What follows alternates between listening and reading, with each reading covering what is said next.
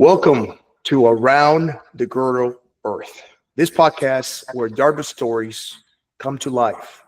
I'm your host, Yovany Jerez, Dartmouth 03, and in each episode, we sit down with members of the Dartmouth alumni community to explore the moments, the mentors, and the memories that shape them, from the green to the great unknown. Whether you graduated last year or decades ago, the conversations offer a window into the journey they have taken. And the common thread is that that connect us all to Dartmouth and to the rest of the alumni community. So grab a coffee, take a walk, and let's dive in. Today, our special guest is Kially Miguel Ruiz, who's actually calling us from a very special place. Kially, why don't you spend a few minutes introducing yourself and where are you calling us from? It's great to be on this podcast, Giovanni, and thank you for putting this series together. It's amazing. We have so many stories to tell, and I'm hoping that we spend half an hour here sharing what our experiences at Dartmouth and everything that we loved about it and that we share in common. I'm actually calling from Santo Domingo, Dominican Republic, which is my country of origin. So where I was born in Santo Domingo, and I'm really excited to be here, to be back, and share my journey of how I went from being just a boy in the Dominican Republic, how I made it to the US, and then how I ended up in Hanover, New Hampshire. No, obviously I personally have very fond memories of Santo Domingo, the Dominican Republic, because I lived there for 9 months. When my family was escaping Cuba, we stopped in the DR and we lived in Santo Domingo, in Reparto de Naco, for 9 months. And that's where I learned how to bachata and how to merengue and how to eat delicious food. It was a very, very memorable experience. So why don't we start there? Tell us a little bit about your life pre-Dartmouth and kind of like then lead us into understanding, like, how did you even find out about Dartmouth from the DR? Yeah, I mean, I should say for those who are listening to watching the podcast who don't know me, I'm a 98. So I'm a Dartmouth 98, and I did engineering science as my major undergrad. But that's the end point. Let's start at the beginning, I guess. So I was born in Dominican Republic, as I said.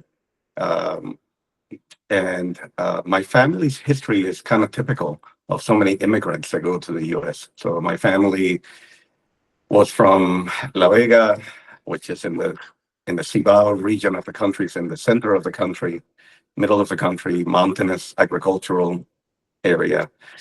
They were campesinos, peasants that worked the land. And times were tough at the time, so they moved to the capital. My grandmother moved to the capital after my grandfather passed away and brought the family here to Santo Domingo. So that was around 1965. So 1965 is when Trujillo had already fallen, the dictator, the famous dictator from all those Mario Vargas Llosa books and all that. Time of the Butterflies and all the famous literature. So classic dictator in Latin American culture, right? The cacique, the caudillo type of thing. So the family had never been able to move out of their condition that they had in El Cibao, because if you were a peasant, you were not even allowed to leave your farm. There was an internal passport. You could not even leave. So he's assassinated. The family immediately, looking for a better life, moves to Santo Domingo. Unfortunately, my grandmother, I wasn't even born at the time, but she died during the Civil War. There was a civil war. There was a North American invasion of the country to prevent another Cuba, something that you know something about. So President Johnson basically sent 42,000 Marines into the Dominican Republic to prevent Santo Domingo from becoming another Cuba. So after he passed away, things were even more rough. The family started to look for, how do we make a life for ourselves? The economy is terrible. The economy was terrible in the Dominican Republic. I think the average Annual income for Dominicans was something like $100 a year at the time. The life expectancy was very low, maybe 50, 52 years old, something like that. And so it's a group of very, very strong women. My aunt would say, now that our mother has passed away, they were teenagers, maybe 20, 22 years old. They say, well, we got to look for opportunity, and America is the land of opportunity. So they were able to get a visa to go work. It was very easy at the time, rather than the immigration that we have today. But back then, the country needed immigrants.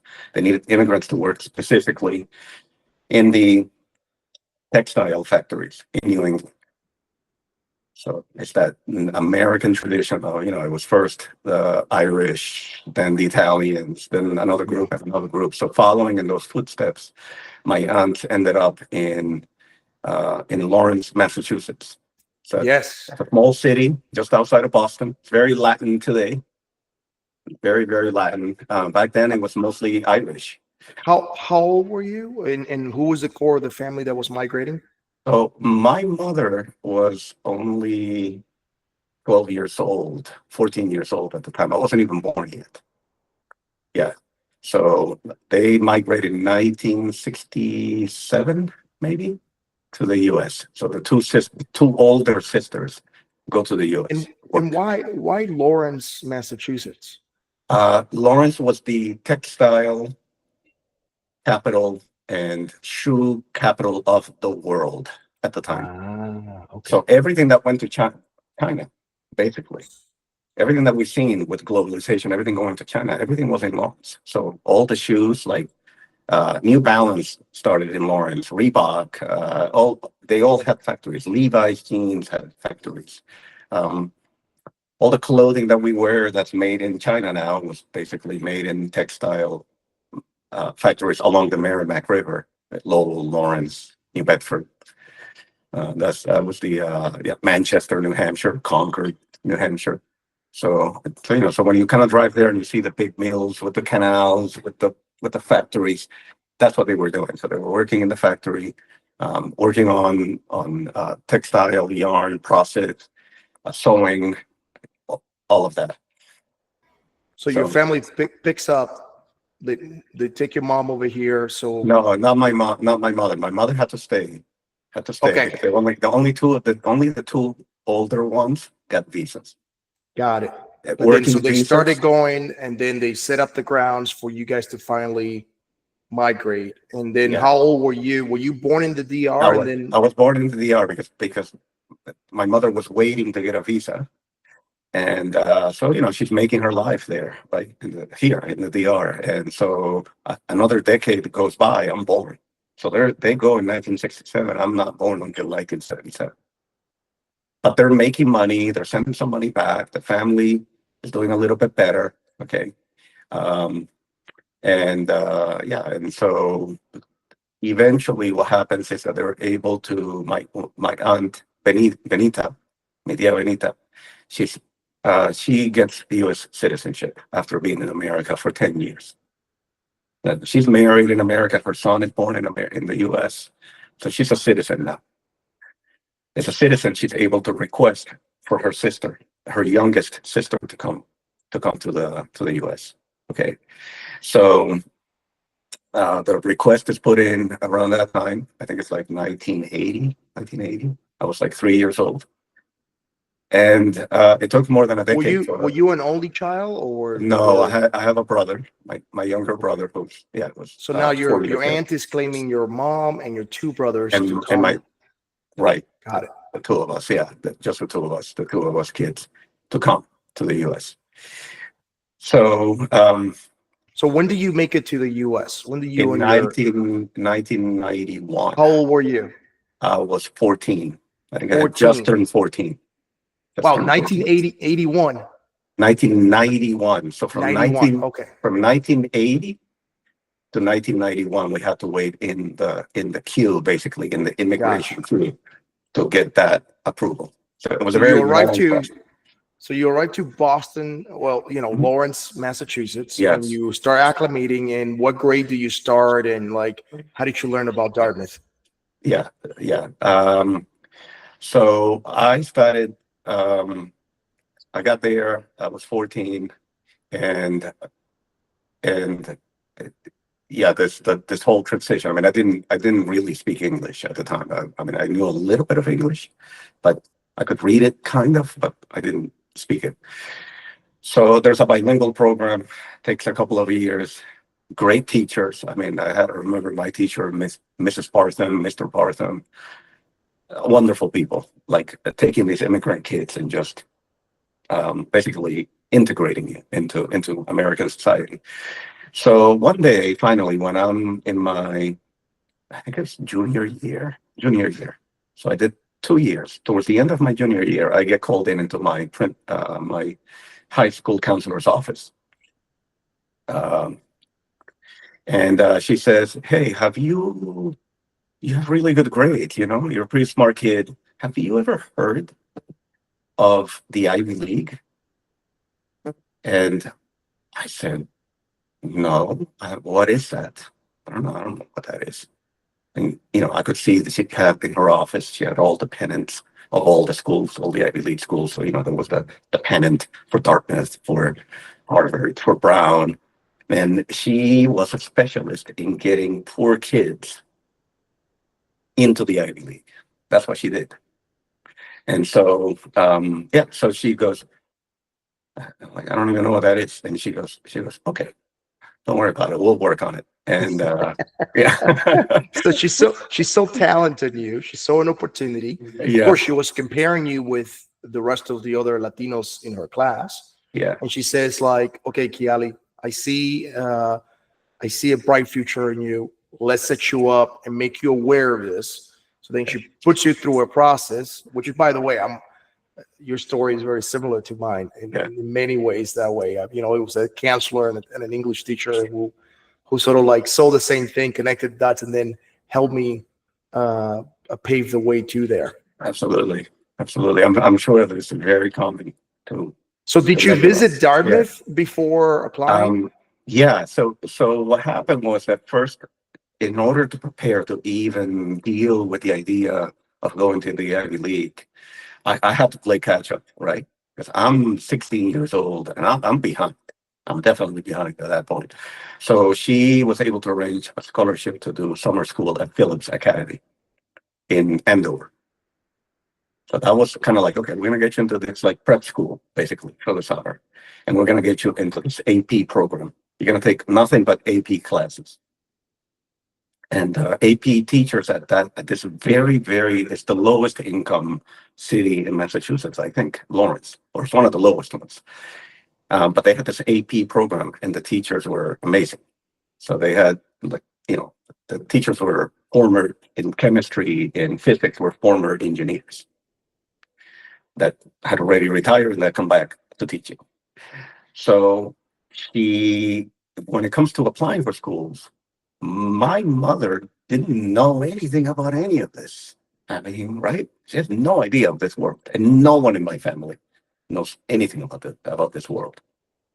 So I didn't even have anybody to like take me to go see colleges or anything like that. So my high school counselor, she says, "Oh, we need to go visit these schools for you to see, and also you need to go to these interviews."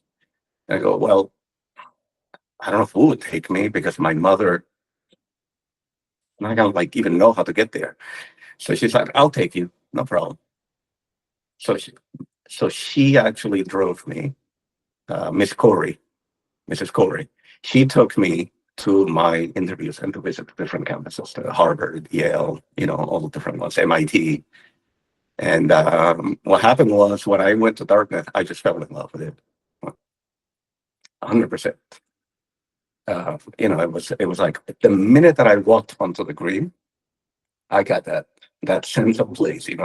It's like, this is incredible, absolutely like fantastic. And then I knew I wanted to do engineering. I had gotten into two programs, one with analog devices and one with Raytheon, already as a high school student doing working almost like an internship with one of their top engineers. So I'm like, I want to do engineering, so I'm looking for a school that can combine the liberal arts with engineering. And Dartmouth, between the sense of place, the community, the campus, and Thayer School of Engineering, I knew I wanted to be there. So I love how our stories parallel so much.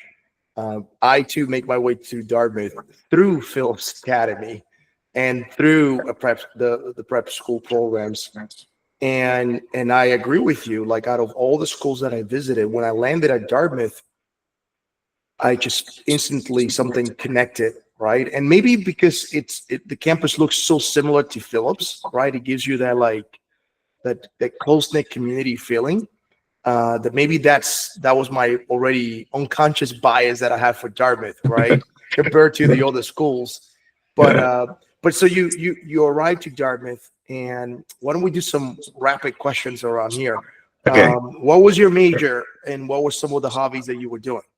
So it was engineering science, my major, and specifically I did materials engineering, which Dartmouth is very, very strong at. Did you do any sports? Any? Yes. My freshman year, freshman fall, I did track and field. Track? Okay. Yeah, track. Yeah, and that lasted like one term, maybe 2 terms, Okay. because okay, so it's the typical thing where you're really good in high school, but you suck when you get to Division One. You are terrible. That was like, Yeah. and there Yeah. were some of my teammates. I mean, they were just so much more talented than me, and I was like, okay, something's got to give here. I'm a little like jibarito. Jibarito is like little peasant, little jibarito de la República Dominicana. I'm a peasant here. I've only been in the country for like 3 years. I barely spoke English 2 years ago. I cannot be freaking running, uh, 20 miles in the morning at 5 o'clock in the morning in the cold, and then hope to survive. The water fuss, not the water. Yeah, I don't know. Like, it's just drinking from a hose, from some massive fire hose. That Dartmouth you is. prioritize your choices. You were like, okay, you have all these opportunities, but you're like, you know what? I need to prioritize some things. Hey, what was your favorite study spot on campus? I think it was Baker Library, definitely. Okay, so Baker. Yeah. So how many all-nighters did you pull at Baker's Library? Ah, man, so many. I mean, enough to have seen more than one occasion of the naked run through Baker Library at midnight, at 1 o'clock, 2 o'clock in the morning. All of a sudden I'm studying and working, and all of a sudden I look up and there's a bunch of like naked classmates, so many of which I recognized. Yeah, that's such a random tradition that happens every year. So it's either Baker Library or it was the machine shop at Thayer School. At Thayer, there's a machine shop in the basement where you have to, when you're doing your project, you have to prepare all the samples yourself, right? What you're going to test. And so that was cool, hanging out with the guys, just all the people that are in the engineering classes and helping each other out. And again, one of the best things for me there was, like, the professors were so tough. Professor Kennedy, I hope I'm not saying anything bad about Professor Kennedy, but he was tough. And they would give you these assignments. And Dartmouth, the average grade on some of these classes was like a C+, B-. But I think that's illegal today. I don't, I don't think that's allowed. So they would give you these assignments, and I would be up there until 5 o'clock, 6 o'clock in the morning. Now, the smartest kids in the class that were like geniuses, they were still there until like 2, 3 o'clock in the morning. But when they were done and they were about to get up and leave, I would say, wait a second, what that, what in the world is he asking? What is he getting at? I don't get it. Now, I agree 100. I remember meeting other undergraduates from other schools, Yeah. and I would ask them about their academic workload. And they were like, oh, yeah, at the end of the semester, I got to turn in a 12, 15-page paper. And I was just thinking, at the end of the semester, I have a paper every week. Yeah. What's going on? Right, right, So, right, yeah, right. no I'm doubt not, I'm about not, it. listen, I'm not criticizing, what the way it's done today, but back then it was, I think Dartmouth has an underserved reputation. I mean, stiff upper lip, almost that kind of, that was a joke during the DOC trip. There was that myth up in Mount Musalak, that they would tell us about how Dartmouth was started was like Lord Dartmouth in England. But then there Did was you some hike? kind Did you hike when you were at Dartmouth? that what did I like what? Did you go hiking at all to the DOC, the Um, Dartmouth Outing Club? no, I didn't get that. I didn't participate too much with the DOC. If I had to do it again, I would. Um, but the thing that I did maintain after, um, after doing track was going for runs out around Hanover and into Norwich and all that. So I always kind of kept up the sports, and I did a lot of the intramural. So I played basketball. I played like flag football, those kinds of things. I didn't join a fraternity. Um, in I think that that's a very cultural thing, of like joining a fraternity. I think if you're coming from Latin America, which I basically was, um, it's sort of like a different world. And I was very young. I mean, I was only 17 when my first semester, my first term in Hanover, I was 17.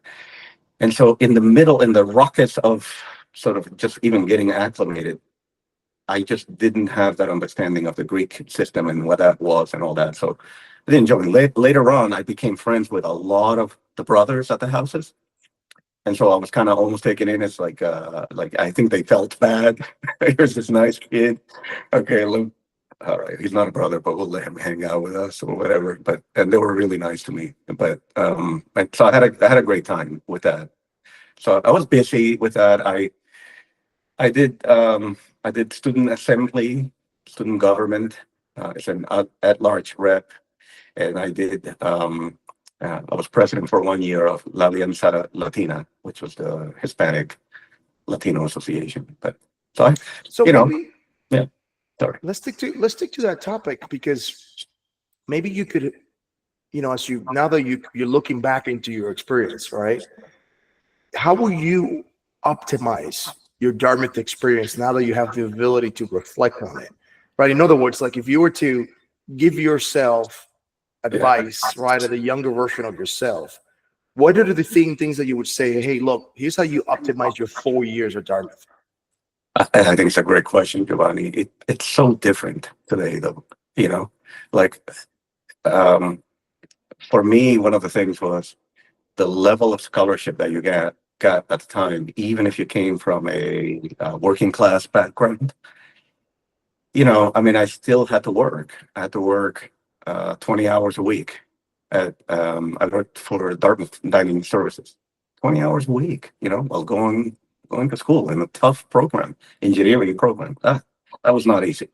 And so the level of financial aid that our students get today, which is a wonderful, wonderful thing that the Dartmouth has done, and the trustees, and President Hanlon and the Call to Lead campaign, and all that work that's been done to create a situation that anybody, um, whether you're American, working class background, or if you're international, you're able to go to Dartmouth and almost all your expenses are covered, almost everything. That was not the case at the time. Okay, it was that Dartmouth was very generous, but even so, you had to put a lot of effort into it. And so optimizing for me at the time, back then, was more of a question of the first 2 years was just surviving. I mean, the first term was rough. The second term, still rough. But I think the beautiful thing there is that the professors and all the resources that you have help you, even if you have that gap in some ways. You have all this potential, and Dartmouth invests in the potential, right? You as an individual. So they look at that potential, they take that potential, and then they optimize it for you. So if you're able to have your professors, your counselors, your everybody that's around you, your classmates, help you, that's how you optimize. And you have to build strong relationships with close classmates. You make 1, 2, 3 friends. You have the help that you need. That's how I think that's true today, the same way that it was back then. Yeah, I like your comment because that's actually my first 2 years I was working as well, and then I actually decided to take debt. Right, I was like, you know what? If I want to optimize my last 2 years at Dartmouth and focus more on the experience, I needed to get rid of my work and focus on the Dartmouth journey. And so I actually took more debt, to graduate, even though they were pretty generous with the grants that was given. But that was absolutely one of the decisions. Did you go to any study abroad programs or anything like that? No, I didn't. I didn't. I did an internship that was arranged by Dartmouth engineering alum in South Carolina, which was a great experience. But I didn't do any study abroad for the same reason, because I had to work. I had to work when I was at How my did you even 20s. learn about a engineering internship? Because I feel like that's something that passed me as well. Not Yeah. having parents that like knew the importance of internship or what that meant in your college career. How did that light bulb come to you? That was introduced through, I think they had a special dean at Thayer that was, I think they posted it on the board there in the engineering school. And interestingly enough, it was McLean Fogg, the company, and they do plastics, I believe, plastics. And the founder of the company, I don't know if it's Mr. McLean, if you go into Thayer School, you see lots of maps. There's all these maps, historical maps from around the world that are in the hallways. That's his collection that he collected. So he donated that to Thayer, but he also endowed this internship. And so so I applied for that and I ended up in the internship. But yeah, unfortunately, that's something that I would do different today. I mean, I think the resources and what you have available, if you're coming from like a more humble background, okay, like a working class background, money's always an issue. I think for Latinos in particular, with a background, we always have this issue of like, oh man, I wish I could do that, but I wish I could take that internship, but they don't pay. This was a paid internship, by the way. They paid pretty well, which was a big help. But usually we don't take the opportunity because, well, they're not paying and I need money. And how am I supposed to square that, right? But if we can figure out ways to get the help that we need so that you can take those internships, that investment, as you did, even if you have to borrow, even if you have to go ask for a grant or seek help somehow, that's very important. Because if you do not, I think today more than ever, if you do not have practical experience by the time you graduate, you're behind. Okay, now you leave, you don't have experience, you have a great education, but you haven't been trained to do anything, right? You have a great mind, you have everything ready, but so you have to get those lived experiences and use Dartmouth. Okay, have Dartmouth pay for that. Have Dartmouth do that for you. So get that experience abroad, get the internship that you need, explore, do all of that. And if you need money, go around and ask for money. Don't be shameless about it. Ask for the help. That's what Dartmouth is for. Dartmouth is basically an investment fund, right? Yeah. Dartmouth brings 1,000 or so great minds every year. And if Dartmouth does a great job, they're investing in you. Now, what's going to happen is you're going to go into the world, as you're saying, you're around the girdled earth. You're going to go around the girdled earth. You're going to have 1,000 great people going out there, making an impact on the world. And that impact is going to come back to Dartmouth, tenfold, hundredfold. And that's the, but so that, having that long-term perspective of, we're talking about small potatoes, peanuts of the investment that you're doing, but you have to do it, because if you don't get that experience, you're missing out on that bridge or that path that takes you from Hanover into the person that you want to be. Yeah. So I graduated with about $33,000 worth of debt, right? Yeah. And I paid it off within the first 5 years. Yeah. So from an investment perspective, it was a good thing to do that opened my last 2 years at Dartmouth. I'm curious about I know I did. I experienced cultural conflict every time I will go to Dartmouth, and then I will go back home to Boston, to East Boston, right? In your case, to Lawrence. And, those are two very different cultures. I'm wondering if you could, if you experience the same thing when you jumping from world to culture, if you had any reflections on that. Yeah, I mean, I hate to call it conflict. I guess for me, it's more like cultural adaptation, or there was a little bit of culture shock, if you want to kind of call it that, because it was never like something negative, right, in terms of conflict. But definitely, when I went back home to Lawrence, I'm in the world of like abuelitas and mamacitas and tias, and no one in my family had gone to college. And they not only do they not have the concept of what an Ivy League, highly competitive, highly elite institution like Dartmouth is, they don't have the concept of what a college experience is. So to them, they see you reading the books or hitting the books, and even when you're off school, you're like doing things like that, and they come by and they would make a comment like, like you're reading too much. If you read too much, you could go crazy, because in the Latino experience, there's always the Don Quixote thing.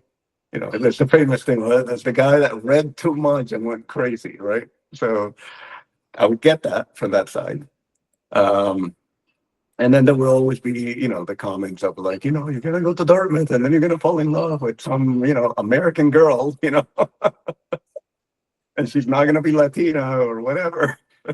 So there would be those jokes. But, in Hanover, I think it was more like, I think more Dartmouth more than any other institution is that quintessential American school. So there's things there that you see that you're like, wow, this is so different.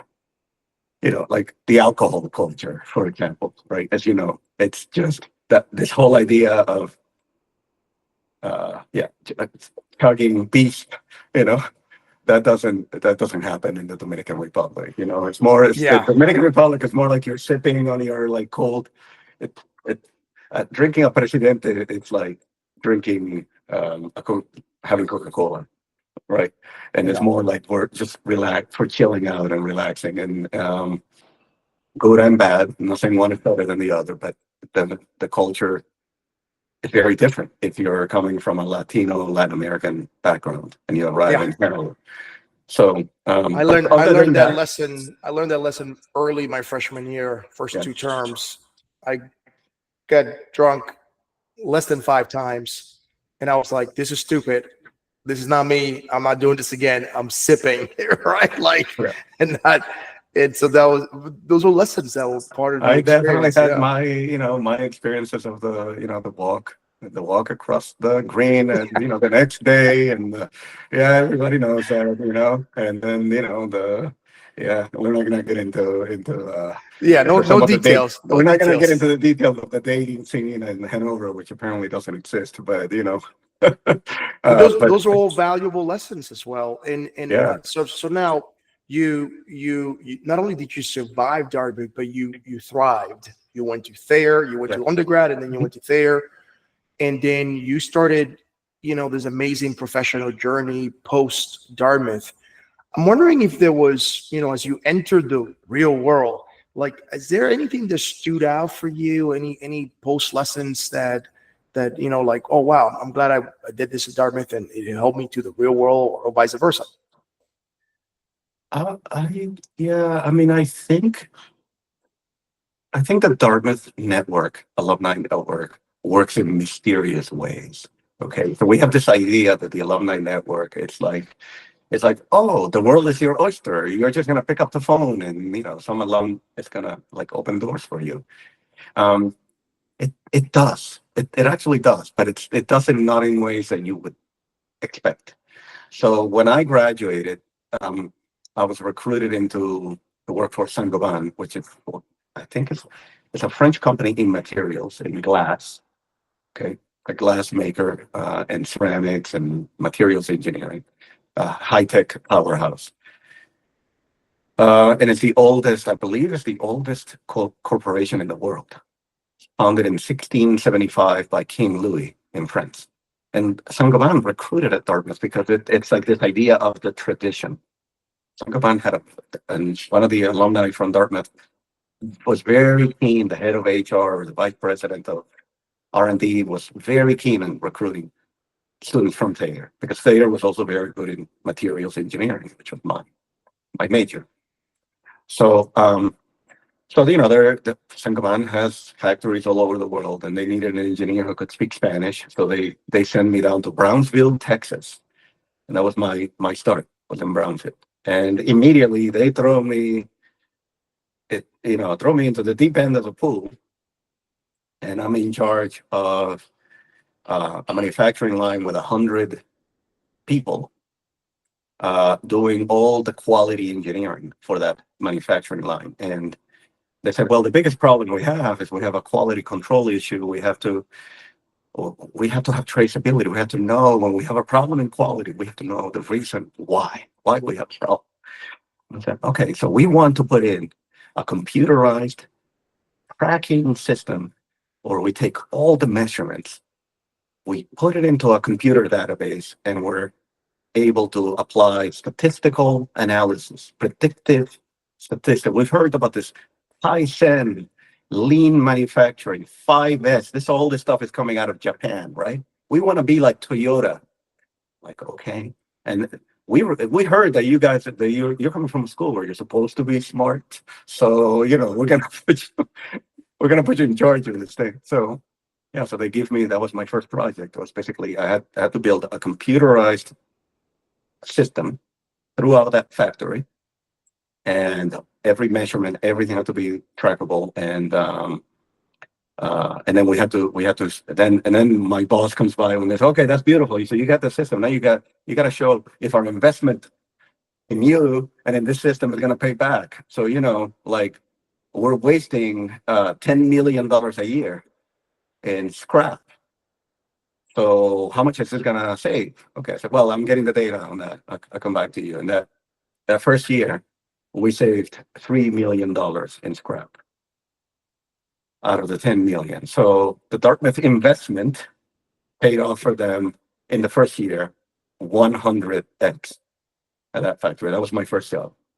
And that was through other, yeah. And that was so I spent 10 years at Saint-Gobain, and I moved. It was a great experience because Saint-Gobain was like the United Nations, but just like Dartmouth, right? Bringing people from all over the world.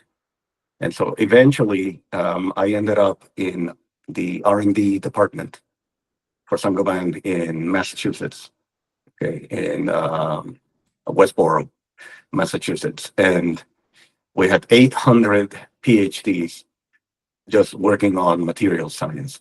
And my job was to take the innovation that they were working on and bring them to market. So that was my job. I did an MBA at UT Austin I took a leave of absence to do an MBA from the company. Then I came back to the company, and eventually I was leading a team as a director across the world, in Brazil, in in the Netherlands, in California, in Japan, in China, and I traveled all over the world with Saint-Gobain and working on projects like that, just in process improvement and innovation and acquiring technologies, acquiring companies. And so that was my experience with Saint-Gobain. That was basically my first 10 to 12 years of my Yeah. career at Dartmouth. And I'll post, with your permission, your LinkedIn profile so that people Yeah. could see the amazing professional journey that you had throughout the years. And I know we could speak another 2 hours from that alone. Yeah. But I'm curious, if you had to do a TED Talk, right? Yeah. And share your subject matter expertise and your passion, what would that 20-minute TED Talk, what's the subject matter of that 20-minute TED Talk? Yeah, I think today would be very clear. It's energy in data centers, specifically in artificial intelligence. So that's where my entire career took me. It's a winding road, but that expertise in materials, that expertise in engineering science, right? So sort of an odd term because Dartmouth is the only one that has that, engineering science. That led me to an opportunity with another French company, Schneider Electric, that is the world leader in energy for data centers. So that my role at Schneider was building and envisioning the electrical infrastructure for all the big data centers that we use today. So everything for Google, for Microsoft, Amazon, all of that, all over the world. And not for the computing itself, not for the server, the stuff that NVIDIA and Microsoft and HP and Dell make, but for all the energy devices that support the computing that we use. So if I had to do a 20-minute tech talk, it would be on, I don't know what the title would be, but basically how to make ChatGPT more efficient, more energy efficient, and more sustainable for the world. And that's what I'm working on today. That's what I do every day. It's basically leading the way with more than 8,000 engineers that work in a foundational project called the Open Compute Project, where we look at technologies solutions for the data center industry today. And then in my business, I am developing more than 3,000 megawatts of data center power. So to bring the power to the market that's needed to run Grok, to run ChatGPT, to run Google Gemini. It's huge, massive challenge that we have as a country. How do we get the power that we need in order to stay competitive in AI? How do we do that in a way that it makes sense, right? That is profitable, but that is still sustainable over the short and medium and long term, for the environment, for society, for the grid. So my talk would be on that. Yeah. Okay, so now I know what our next podcast is going to be on, because that sounds fascinating to me. I look forward to learning more about that. So as we attempt to wrap up this podcast, how has your definition of success has been more evolved or changed? Obviously, for you and I as immigrants, our family's measure of success was coming to America, right? Getting here, that was éxito. I wonder, after all the experiences that you had, even through Dartmouth, has that definition modified, been elevated, changed in any way? That's a great question. That's a tough one. I don't think it has really changed fundamentally. I think for us, we still, it's part of the immigrant experience. I see it whether you're Latino or even if you could be from anywhere, right? So I've had the privilege of working with other like Dartmouth alumni who came from China, who came from Europe, Italy. And anytime that you see somebody who's an immigrant, that definition, that American dream, that definition of success, it's still very much there. It's okay. It's not just, I want the American dream. I want to make money and be successful and be recognized professionally. and I want all those things. But it's this idea of I want to make an impact. It's almost there's almost like it's kind of funny because sometimes it's very, we make it very difficult. It's very difficult if you have that, because the hopes and dreams of your family, um, and of all those people that kind of helped you along the way, you have them on your shoulders, even subconsciously. So you feel okay. I get up every day and I'm very, very driven.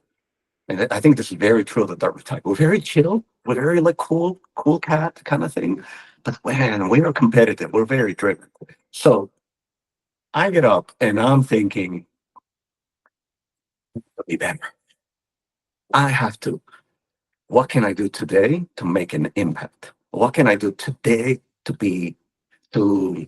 It's on everything. It's on to read that book that I didn't get to do the thing that I didn't get to do, to actually make this very difficult thing happen. How do I solve that problem? How do I help this person? How do I? It's that definition that's still there, but I think the beauty of it, though, now that I'm 47, is that I come back to, for example, to Dominican Republic, and I'm still the same person that I was when I was 14 years old. I still want to go to the old barrio, and I'll send you. I'll post it on LinkedIn. I want to go into my old, poor, humble barrio with the abuelitas, with the mamacitas. I don't want the.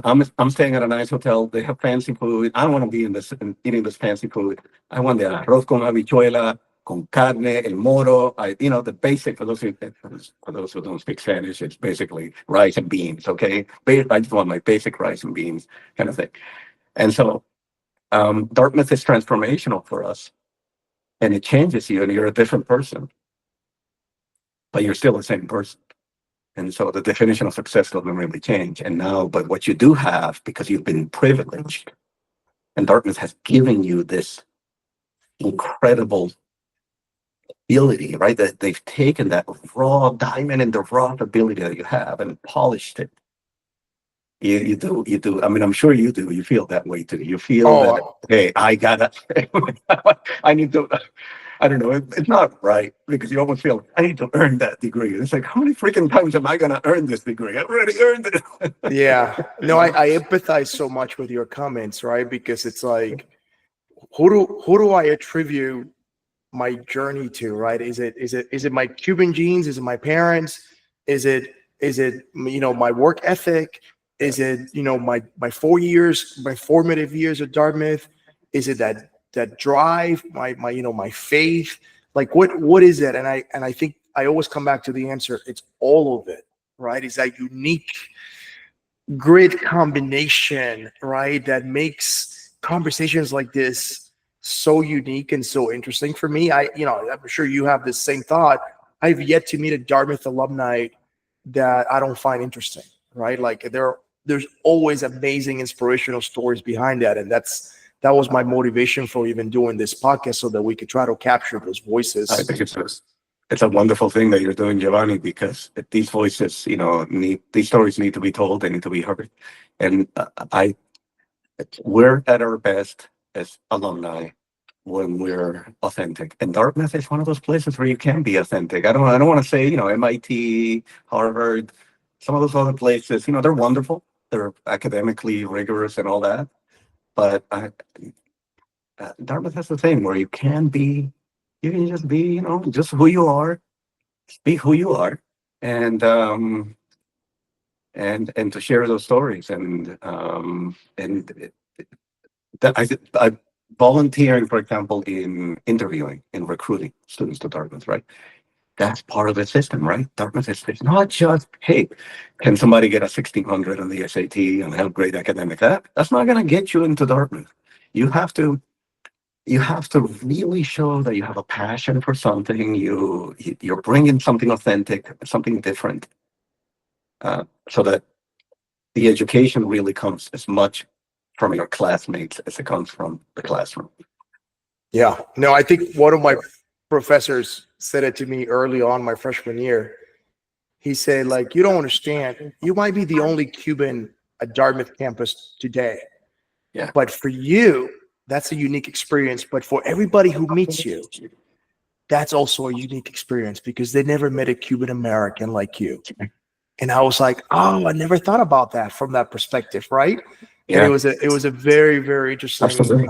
way to think about it. So you share a lot about the Dartmouth spirit. I'm wondering if you could nail down one word, one sentiment that describes Dartmouth, Hanover, and let's wrap up on that word. Oh man, one word. Okay. It's I mean, I already love what you said about impact, right? I really enjoy that.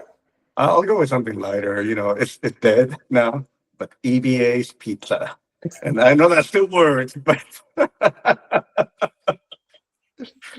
Everything but anchovies. those of you who are there will know exactly what I'm talking about. You know, I was there at Hanover like maybe 3 weeks ago, and I was telling my wife about EBAs. Yeah, It's gone now. And when I was there, I used to know the owner really well, and he used to sponsor my salsa nights, my salsa classes at Dartmouth with pizza, and he would do it for free, and it was like amazing. Yeah. So that's pizza. You know that pizza that fuels Dartmouth. You know, Dartmouth runs on pizza, basically. You know. yeah. It's too bad the EBAs are gone. I don't know why it's gone. You know, I mean, That we is should so figure true. out a way to bring it back, man. Just bring it back. Yeah. Well, Kially, thank you so much for spending this time with us. Okay. Thank you all of you for joining us to this podcast Around the Girdled Earth. If today's conversation sparked a memory or gave you something to think about, please leave out your thoughtful reflections on the comment section. Please feel to share this episode or another episode with one of your classmates or fellow alumni. This is one more way to keep the Dartmouth spirit alive and to continue to amplify our unique voices and experience around the Girdled Earth. Until next time, keep sharing your story, stay curious, and keep roaming this beautiful Girdled Earth. Thank you, everybody.